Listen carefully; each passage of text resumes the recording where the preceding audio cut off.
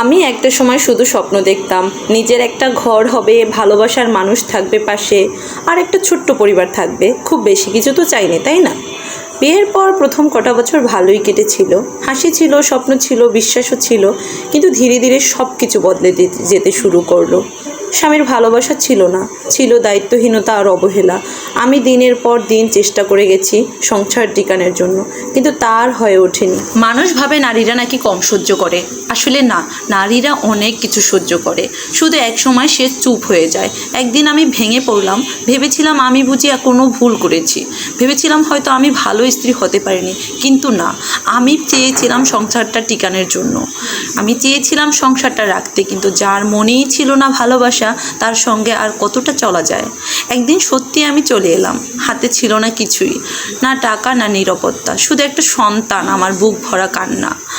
মানুষ বলেছিল তুই মা হয়ে ঘর ভেঙে ফেললি, কিন্তু কেউ জানলো না আমি কতবার ভেতরে ভেঙে পড়েছি। আজ 5 বছর কেটে গেল।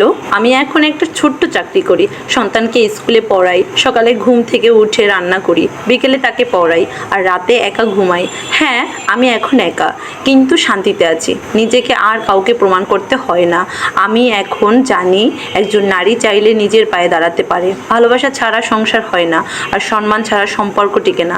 আজ আমি আয়নায় তাকিয়ে বলি আরও একটা জীবন ছিল, আর এখন সেই জীবনটা আমি নিজেই বানাচ্ছি। সত্যি বলতে এইটা একটা বাস্তব জীবনের গল্প ছিল এক আপুর। আমি বললাম ভিডিও ক্লিপসে আপনাদের কেমন লাগছে অবশ্যই কমেন্ট করে জানাবেন। আসলে অবহেলা আর অসম্মান নিয়ে বাঁচার থেকে নিজের পায়ে দাঁড়ানো অনেক বেশি ভালো আমার মতে। তো আপনাদের সাথে এই জন্যই শেয়ার করছি। ভিডিওটা কেমন লেগেছে অবশ্যই কমেন্ট করে জানাবেন।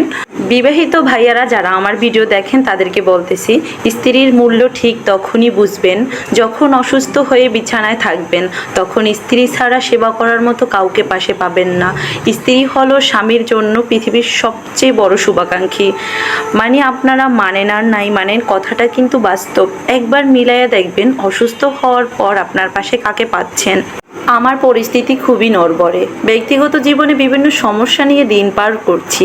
কখনো ভিন্ন কোনো চাপ, আবার কখনো পারিবারিক চাপ, কখনো মানসিক চাপ, আবার কখনো মস্তিষ্কের ক্ষতবিক্ষত হয়ে আসছে।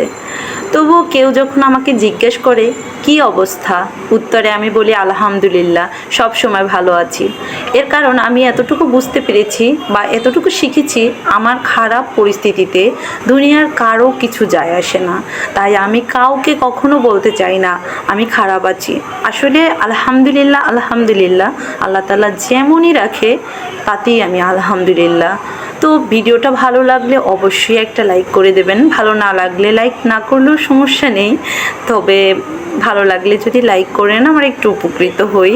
আর পেজটি যদি ফলো করা না থাকে অবশ্যই একটা ফলো দিয়ে দেবেন। সব সময় যুক্ত থাকবো আপনার সাথে, এই জন্য একটা কমেন্ট রেখে যাবেন যাতে আমি বুঝতে পারি আপনি আমার ভিডিও দেখেন, তাহলে আমিও আপনার সাথে যুক্ত থাকতে পারি।